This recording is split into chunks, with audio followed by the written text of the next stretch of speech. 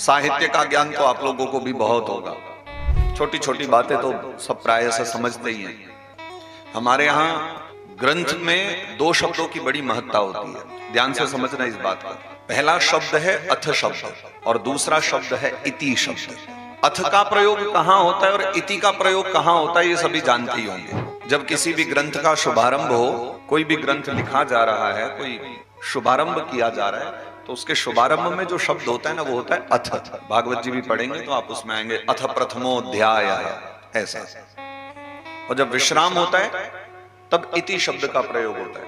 इति श्रीमद् भागवते महापुराणे प्रथम स्कंदे एकोनविंशोऽध्यायः समाप्तः। तो जब शुभारंभ होता है तो अथ शब्द और विश्राम हो तो इति शब्द। पर आप जानते हो भागवत जी का जब शुभारंभ हुआ है तो अथ शब्द का प्रयोग पहले स्कंद में नहीं, द्वितीय में भी नहीं, तृतीय में भी नहीं।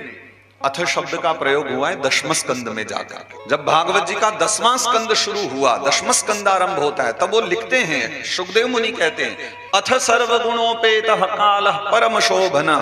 यानी ये भी एक इशारा है कि सुनने योग्य कथा तो अब शुरू हो रही है। भक्तों के प्रेम के लिए जो वास्तविक तत्व है ना वो तो अब शुरू हो रहा है।